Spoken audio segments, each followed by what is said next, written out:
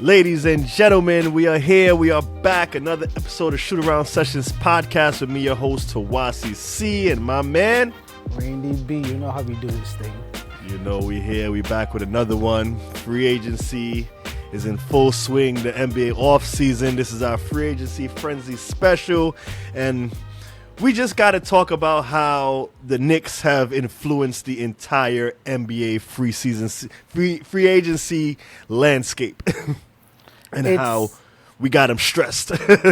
We got the whole league stressed. We got the East the East is just playing pickup right now when it comes to free agency. They just putting any and everybody on these teams. The West seems to be getting weaker because everybody's coming over to the East. Everyone wants a piece. Jalen Brunson and the Knicks have completely broke the NBA. I'm telling you, bro. I'm telling you. So let's start off in Boston, because Boston made a recent move that had everybody scratching their heads. How could they do this thing? They traded their big star, almost MVP, Jaylen Brown, for Paul George and basically some peanuts. How could they trade their star for peanuts to the Philadelphia 76ers? The first question you gotta ask is how much did that organization hate Jaylen Brown? Like, damn. Again, it sucked because it was leaked that they were looking to move him, and they were looking to move. They obviously missed out on the Giannis sweepstakes. Got you. But to make this trade, and again, there's no disrespect to Paul George, but Paul George is on the downside of his. Yes. He's on the downside of his career, and it feel like they traded him for a box of Cracker Jack and an A&W soda. The worst of the worst when it comes to snacks. It's ridiculous. Did the Cracker Jack box at least have a prize in it? I guess so. I don't even think it had a prize, man. I think that's a downgrade for them, especially. I mean, I'm not a big Jaylen Brown fan. I don't think that he's really like that. And I feel like this season, it proved that bro was kind of bugging. I know you could believe in yourself and believe in your worth and your value, but he was basically going at the team saying, trade me. And like we was having a conversation the other day, I said, once they both signed them to those $300 million deals, I said it's over for this franchise. I said there's no way you could keep these two together.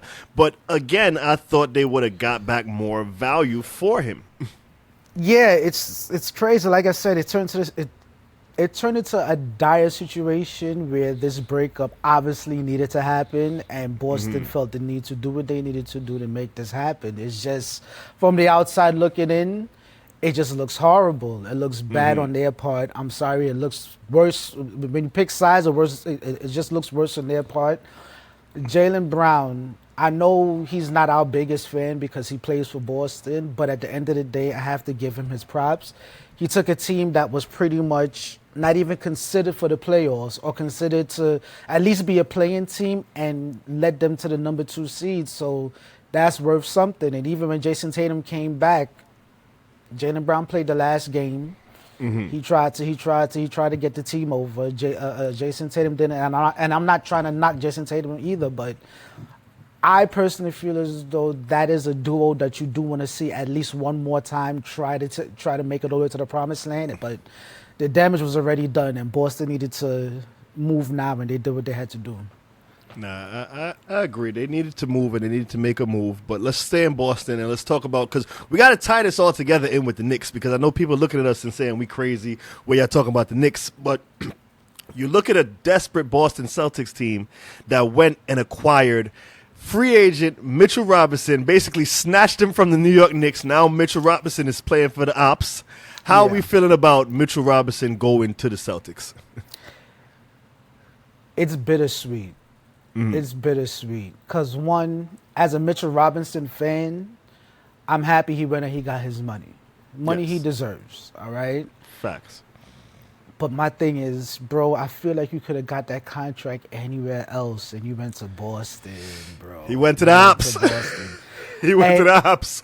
And online, there is this just complete balance of people that are happy for him and people that are pissed off and saying, Oh, I hope your training, I hope your training facility is great. I hope your med staff is great because the knees are shot. And I'm like, y'all are really like shooting y'all shots at Mitch right after winning a championship. And I felt bad for him, but you got to understand the New York fan base is a very passionate fan base. Facts. We know what it feels like to be betrayed, and we have betrayed in the past. So Many they're times.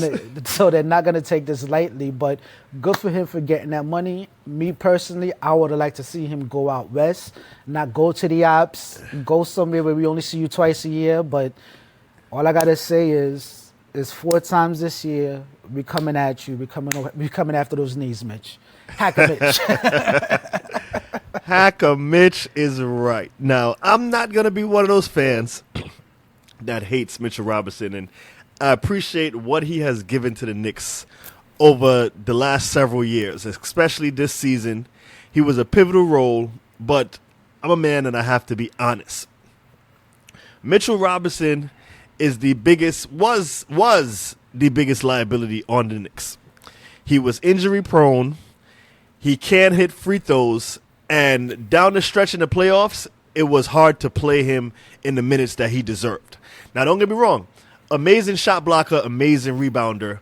But we got to talk about the other side of this move, which is the Knicks kind of getting their stuff together. But we'll stay in Boston for a second. I don't think this works out in Boston, especially with the play style that Boston has. And I'll tell you why. Boston is a three-point shooting team. That's all they do is jack threes up. Now, they picked up, I think, Mike Conley, who, Mike Conley's washed. He's the old player. They needed a point guard. They needed somebody to run that thing together, but it's still the same core, and they're going to be jacking up maybe 20, 30 threes. Not 20, maybe 50, 60 threes a game. I'm mistaken. But it's still going to come down to the only thing he's going to help them with is that he could rebound the ball better, so when they miss those threes, he can get those rebounds, and he does give them a little inside presence. But availability is the best key. Ability. And Yep. I don't think if God forbid he gets injured, I think you play that Hacker Mitch and you take him out of games, or they they played Hacker Mitch against us. I think they was one of the ones who invented it. Yeah, and now we're we're going to see it bite them in the ass, and it's going to be Knicks all day, every day. I'm telling you. Boston played themselves. Yeah. His offensive rebounder will definitely help that team, especially all the threes they're going to jack up. But again, essentially, well, he would have to play down low because that's the only place he can be. But if he's anywhere else on the court, you could just leave him wide open. He's not going to be an offensive threat. But because he can't, as we know so far, he can't create his own shot. I'm not saying that we have not seen that he's never been a part of a system where that is allowed to be seen. Who knows if that can be unlocked? I highly doubt it. But yeah, it's a weird fit. I think more so. I don't know if more so if it was Boston just wanted to get a got you moment for the Knicks. We got your center, and it is what it is. So I don't know. Man. But let's talk about the other side of that. Let's talk about the Knicks, the moves that we've made. And one of our biggest moves that we've made, which isn't a big move, but we needed this move to happen. We picked up center Andre Drummond from the Philadelphia 76ers. We got him for a vet minimum. Randy, how you feeling that we got Andre in the fold now?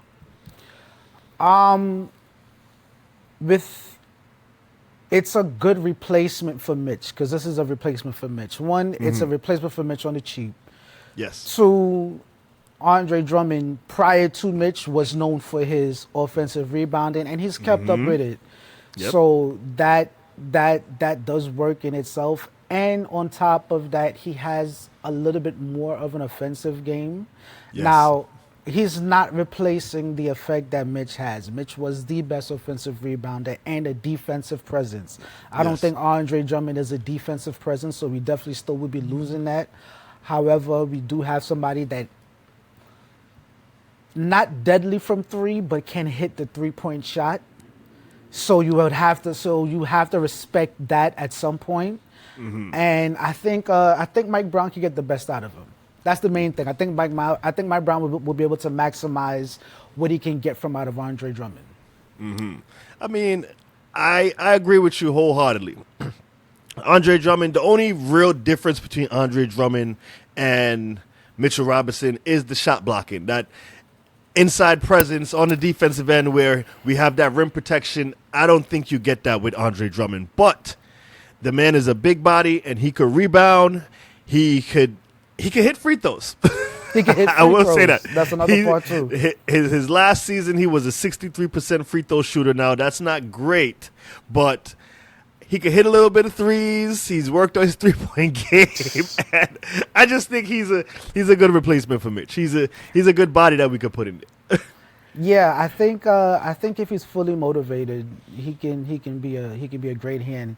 He likes to, again, he needs to dial it back a bit because he's the type that likes to hit a crossover behind the back while he's driving. Those days are done. Jelly fam.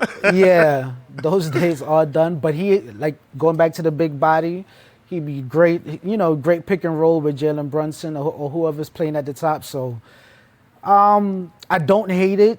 All right, like I said, it's a great replacement, and I can't wait to see how this works out next season. Nah, that's a fact. And then we locked up our guards, our dogs, as we would say. We locked up Jose Alvarado, and we brought back Landry Shamet. So how are we feeling about these returning dogs coming back to the Knicks? Everyone that you just mentioned contributed to this championship run. Mm-hmm. I am more than happy to be bringing these guys back. One of the things when it comes to a lot of these past 8 seasons in where teams who win the championship, a lot of the times it's hard for them to bring back everyone that they had before. Mm-hmm. But we brought back most, and I feel like the advantage we'll have over the other teams this season is the chemistry that we've built together and bringing in whatever new pieces we do bring in. I think that chemistry core will be there, and we will have the advantage over every other team going into next season. Nah, that's a fact, man. I mean, like you say, chemistry is the core at this overall, and we've seen a lot of flippy-floppy, a lot of turnaround in the NBA over the last 8 years, and that's why teams can't get it together. But you see a team like the Knicks, guys who are willing to sacrifice and say, we know the role. That's the biggest thing in this, the sacrifice. And I'm proud of the Knicks, and I know we right.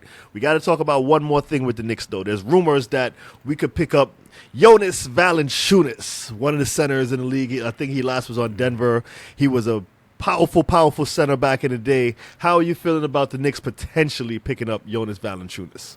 Jonas is another individual. I've always liked Jonas's game from the time he was in New Orleans. He's just big guy, could protect the rim. He can shoot, so you could call him a little, a slight stretch five or what have you.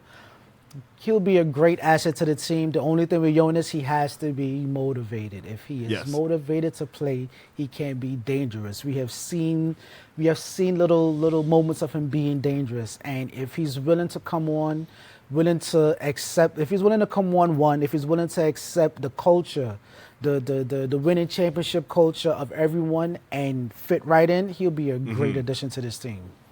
Nah, I think so. I think he will. He's the big I prefer over Andre Drummond. Both of them are not bad.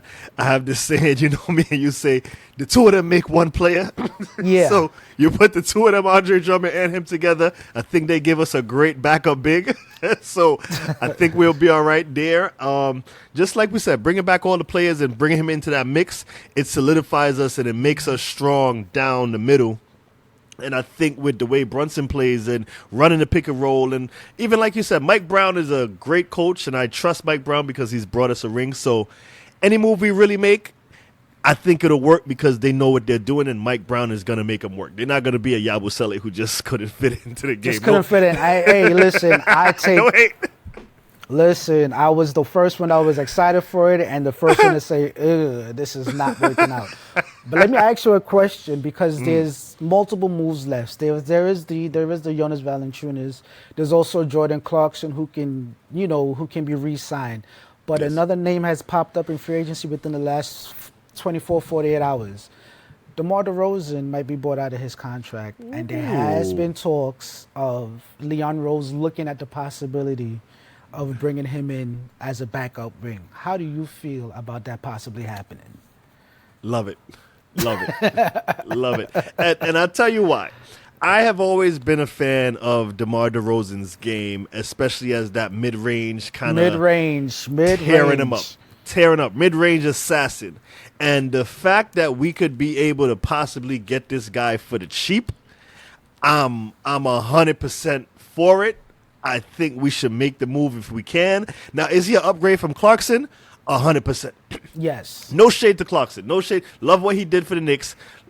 Love him as a player. But if we have the opportunity to get a DeMar DeRozan who's locked in and wants to win a ring and knows I'm not the DeMar DeRozan from the Chicago Bulls. I'm not the DeMar DeRozan that carried all these franchises in the Spurs and in the Raptors. He's not that DeMar DeRozan anymore. But can he be a solid contributor and come in and play a great role? Absolutely. And I would love to have him as a part of this Knicks team. What say you? Yeah, that's how I felt. The first things first, like you said before, is he an upgrade from Jordan Clarkson? I'm gonna echo everything you just said. Excellent player, dog. He came out. In the middle of the season, he realized he needed to work on his defense. He worked on his defense. He became a defensive help for us, and then also he would find ways to get buckets.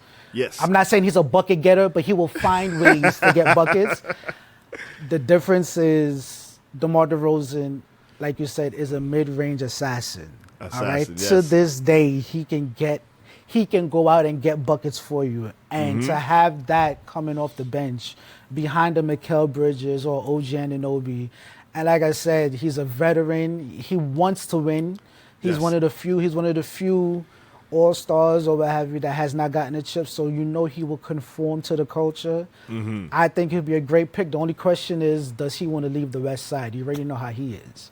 Does he want to leave the West Side? and I think that's the reason why I want him the most, because bring him to the East Coast. Shout out to all the LA fans out there. Bring him to the East Coast, But let's talk about one more guy who left the West recently, and he came back to the East. And again, like the theme in this show is, the Knicks have been shaking things up. So we got to talk about Kawhi being traded back to the Toronto Raptors. Randy, tell me, how are you even taking this move? First of all, I'd like to say, like we always do, shout out to our Canadian fam out there. Y'all got Kawhi back, and I'm happy for y'all. Does it make that much of a difference? Do I see Toronto even making it to the conference finals? No, not yet. Kawhi has not wowed me for the past 3 to 4 seasons. He's just been there. I'm not taking anything away from him. He's still the claw. He's still a defensive menace that can get you buckets whenever he wants. But is Toronto the answer? That whole everything they got going there? I don't think so. I don't know. I'm the type of guy I can't wait for the season to start. I got to see how they do. But I'm not, put it like this, as a Knicks fan, I'm not scared. I'm sorry. 100% facts. I can't, we got to call this the agree segment, because you took the words right out of my mouth, bro. Let's talk about it. You have Kawhi. Kawhi Leonard right now is in his mid to late 30s. Yeah. Kawhi is not the same Kawhi from 2019 when he was tearing up the league. Now, is he a slouch by any stretch of the imagination? Absolutely not.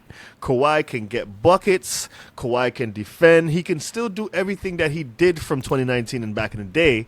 But for how many games are you going to have Kawhi Leonard play, realistically? Exactly. Realistically, what do we say? The best ability is availability, and Kawhi Leonard is not always available for you. And we got to talk about the people around Kawhi. We got Scotty Barnes, who's a good player. They say Scotty Barnes is a top 20, top 15 player. That's questionable. But I'll tell you who they do have. They have R.J. Barrett and Emmanuel Quickley. And who knows these two players better than the Knicks? We know they're not like that. No shade to them. No shade. Both great players, but I don't think this team is giving anybody fair. No. They have to go out and do it first. They gotta. Again, Kawhi is not going back to his championship team. This is a brand new team that he's going to. So while he is an addition, how much of an addition is he? Do they need to do more? Possibly. But right now, as they're currently constructed, I'm not. It'll be exciting to watch. That's it. But I'm not. Yeah, I'm not. We ain't losing no sleep over that. We ain't losing no sleep. Nope. Jalen Brunson will cook them again, and everybody. I mean, no shade to the Canadians. No shade to those Toronto people. We love y'all, but at the end of the day, we know where the buck stops in the East, and it's not with this team. Right, not. The power hasn't shifted. There's nothing yet where the power has shifted yet. I haven't seen anything Yeah. where the power shifted. And we could talk about the flip, Ingram going to the Clippers. I don't even, from when the Clippers signed Kawhi and Paul George together, I thought they lost their mind. And when they brought James Harden over there, I thought it was even a bigger losing of the mind. So I don't know what's going on with that franchise, but I'm counting them out every time, and it makes no sense over there. None. None. And we got to talk about one big move that was made, which the Knicks lost out on, but it's cool we lost out on it because we was impressed. But we're talking about Giannis going to the Miami Heat. Randy, what's your thoughts on Giannis going to the Heat? Out of all the teams that were pressing out of all the legitimate teams that were pressing to legitimately get Giannis, Miami was the one team where I felt the least worried about. And the team that I felt the least worried about, when I say least worried, it means of acquiring him and being a threat. That's exactly what happened. What is Giannis and what's going on there? All right, you got two big dudes that can attack the rim, shoot occasionally, but aside from that, what else do you really have? What else have? Mm-hmm. What else do you have? Nah. I'm sorry. Somebody that knows, please tell me why I should fear the Miami Heat the way they are right now. Yeah, I'm sorry. I don't. I mean, I'm not knocking the move, and I think Pat Riley has something up his sleeve for the future. It's a good move for the future. You get Giannis in his dwindling years where you could build something around him, but that year is definitely not this year. Another player they picked up was Tim Hardaway Jr. That's another addition, but I guess he comes back to where his dad plays, and he's a streaky shooter at best, but they don't really improve. They lose a good player like Tyler Hero. They keep Bam and Giannis, which are basically the same player. Basically the same player. Basically the same player. Giannis is a little not a little. Giannis is faster. Giannis is more physically imposing, yes. But, again, Giannis pairs well with a dynamic point guard. And yes. There is no dynamic point guard on this team. Who knows? No. Like I said, Pat Riley might not be finished, and he could have something cooking. But the way they're currently put together, again, it goes back to what I said before when it comes to the Knicks and everyone else. All of these teams have to figure it out.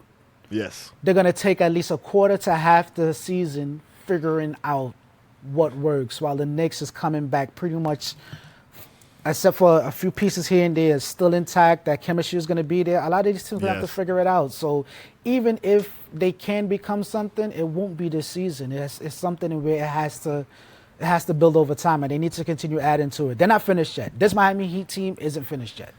Nah, I think they're not done. They're going to make some moves. I mean, this year they really heavily strained by the cap because they don't have a lot of money to make moves anyway.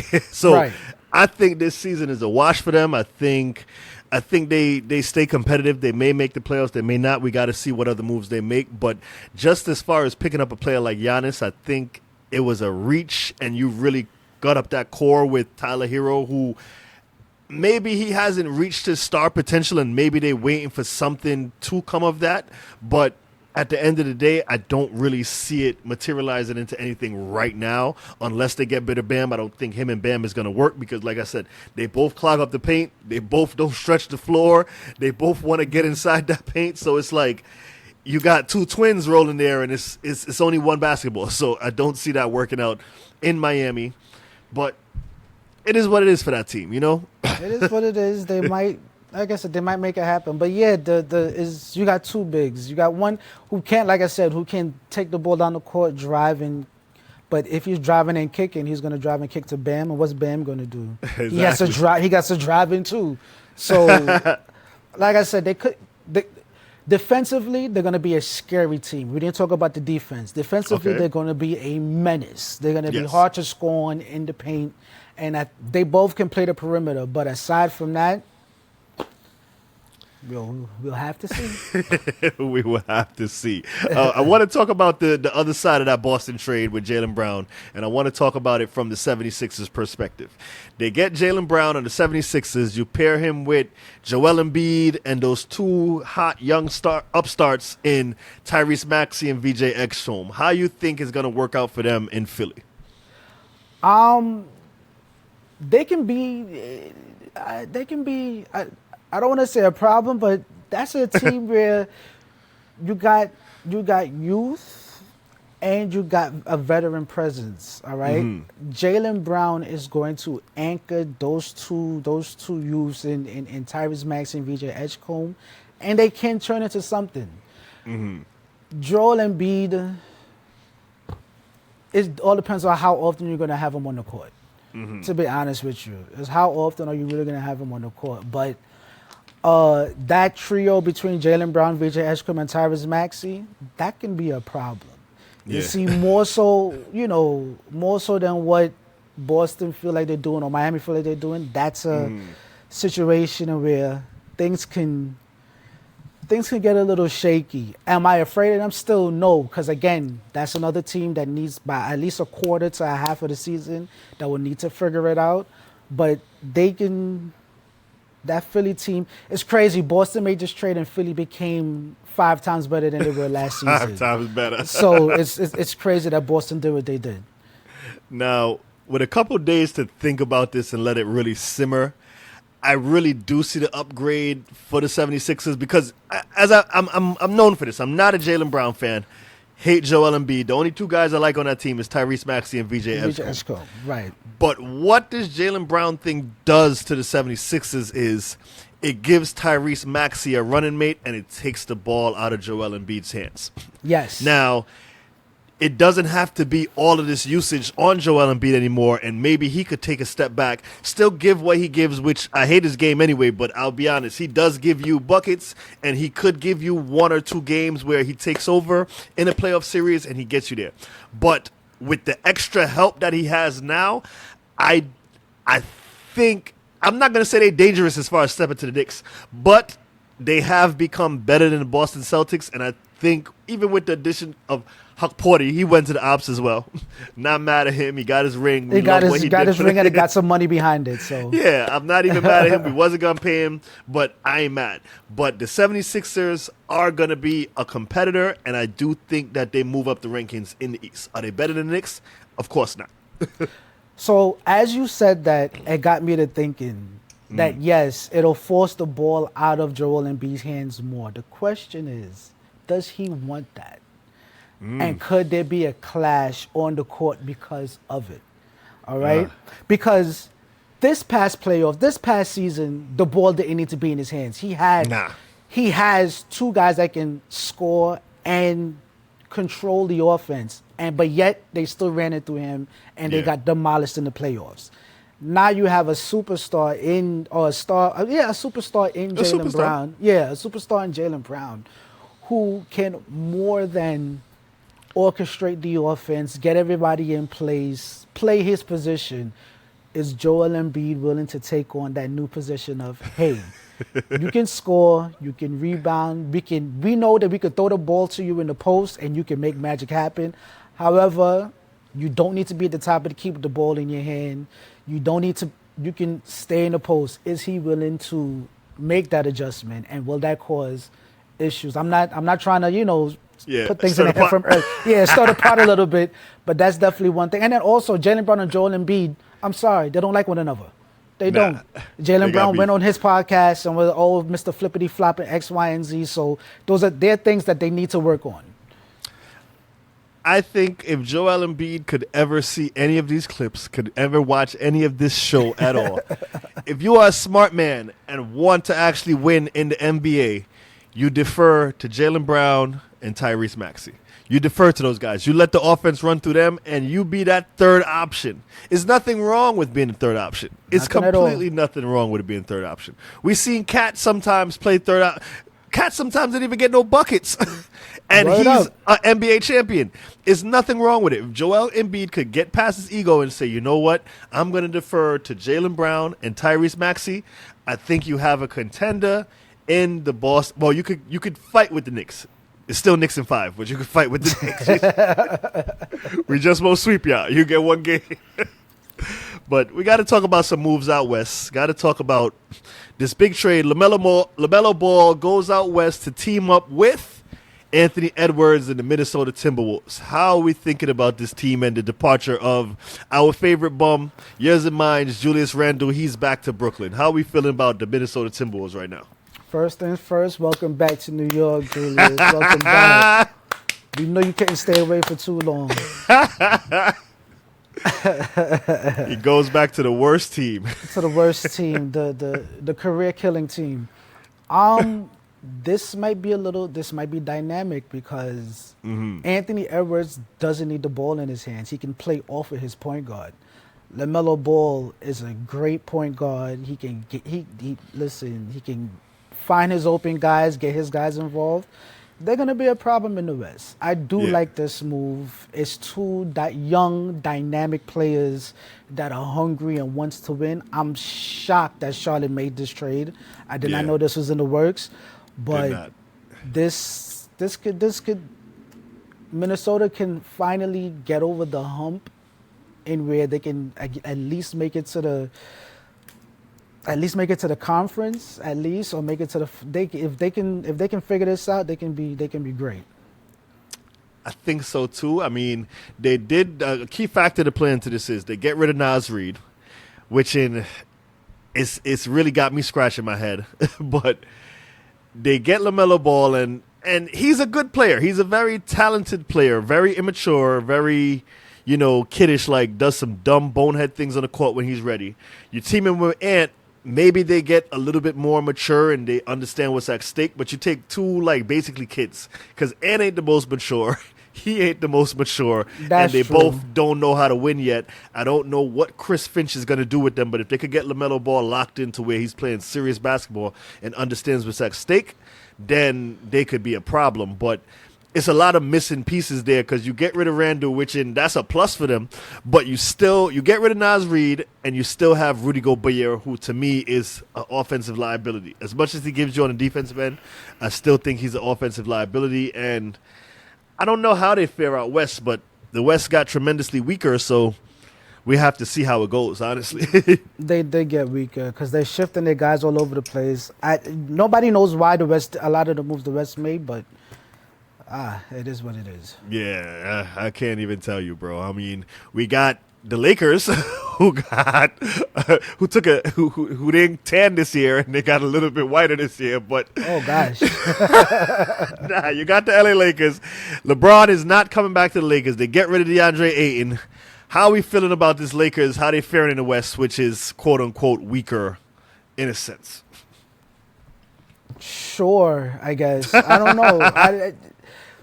What sucks is the Lakers promised Luka, listen, the end of the 2026 season is the big year. We're going to do big things for you. And you look at the moves they made, and it's like, yeah, okay. That's what you put around him? Yeah, that's what you put around them. Nobody's fearing the Lakers right now. Again, they're there. They're just there. Yeah. They're not, again, they could have been so much more, but they're just there. I'm sorry. Nah, I feel you.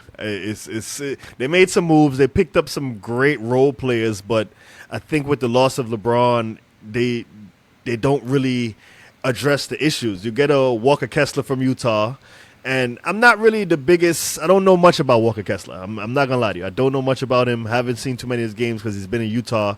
Hasn't been winning. They signed Colin Sexton, and the rest of it just it doesn't scream improvement to me. It's not exciting. It's not. It's not Showtime. It's not Showtime Lakers. It's nah.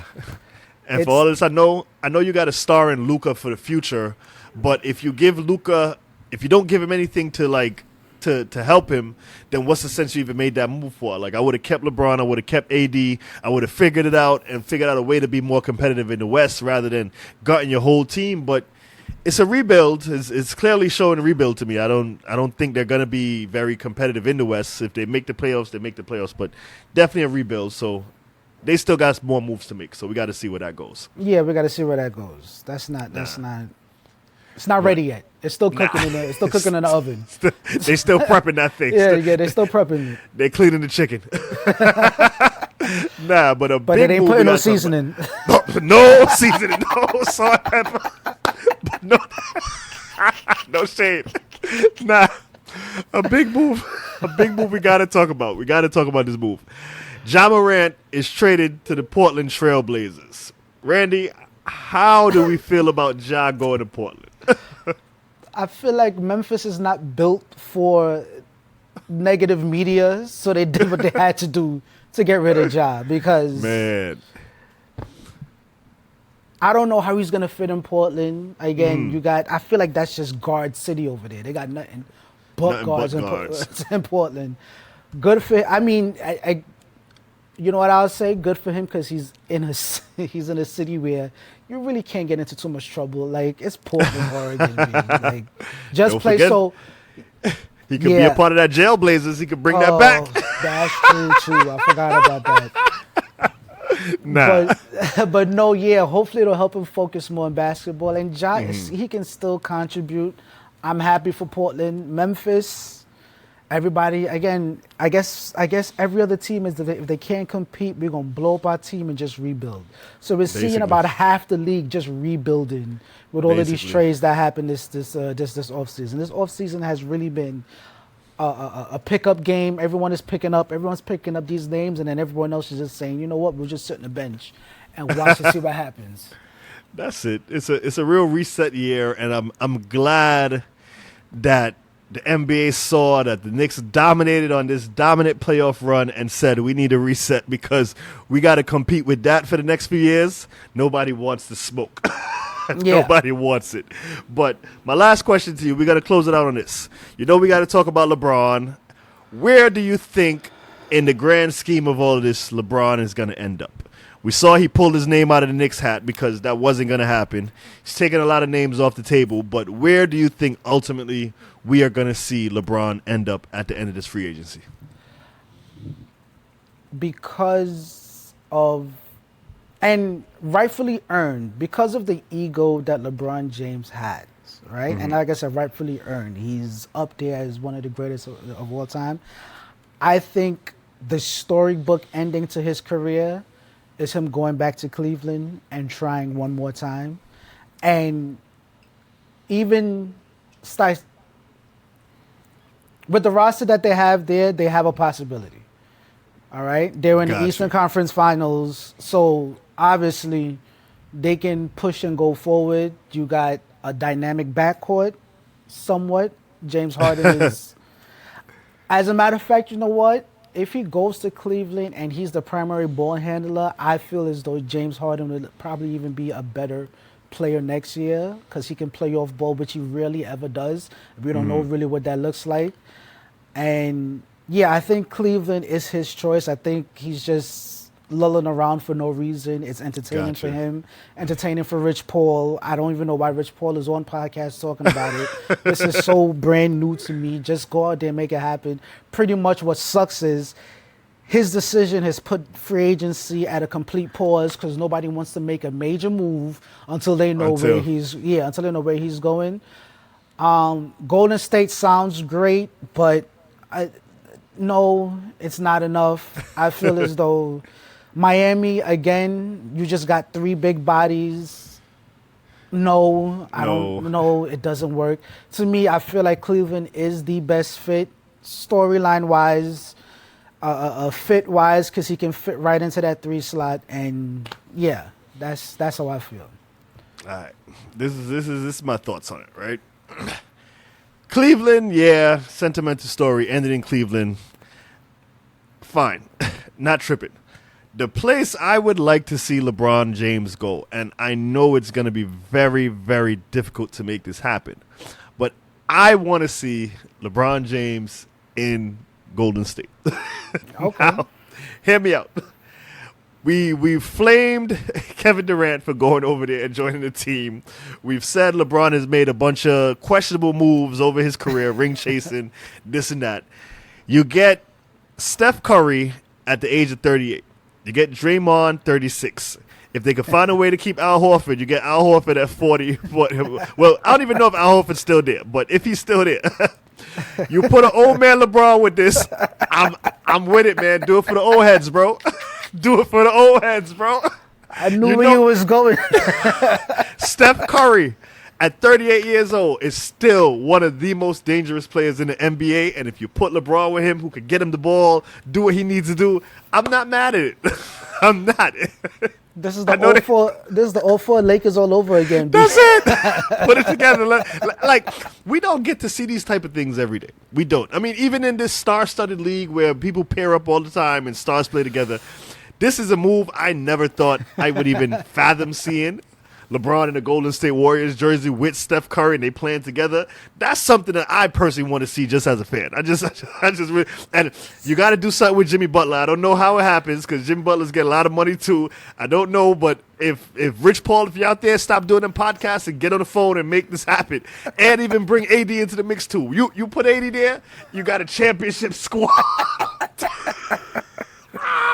How sweet would it be if the Knicks could take out LeBron, Steph Curry, AD, and Draymond Green? Man, even bring back Klay Thompson too. See if there's a way to put them all together. Put them all on the same team. I want to see it. That's what I want. That's my wish for the NBA. That would draw ratings after ratings after ratings after ratings. It will go through the roof. Through the roof. That's what I want to see. I should have known. I should have known. Nah, I ain't knocking him going to Cleveland either. I'm not knocking him going to Cleveland. If he go to Cleveland, I'm not mad. I'll always say it. I would never team with James Harden because that man is a career killer. No, I thought I booked the best storyline, bro. By far, you take the cake. That's it. You have just booked. You just booked the best storyline for next season. Book it. That's it. That was the old heads. Do it for the old heads. Do it for the old heads. For the old heads. We about to hashtag that, and we're gonna push that until it happens. Do it for the old heads. Do it for the old heads, man. Oh man, nostalgia run. I love it. Like Hogan coming back out Hogan to get back. the last run. LeBron ripping off the jersey. But I think that's going to do it for us today on Shootaround Sessions podcast. And me, your host, Tawasi C, and my man, Randy B. We are here. We here, baby. Stay tuned with us. Stay locked in with us. Follow us on that TikTok. Follow us on Instagram. And just keep letting us know what you think. And hashtag do it for the old heads. Do it for the old heads. We're going to catch y'all in the next one, man. Stay locked in with us. Peace.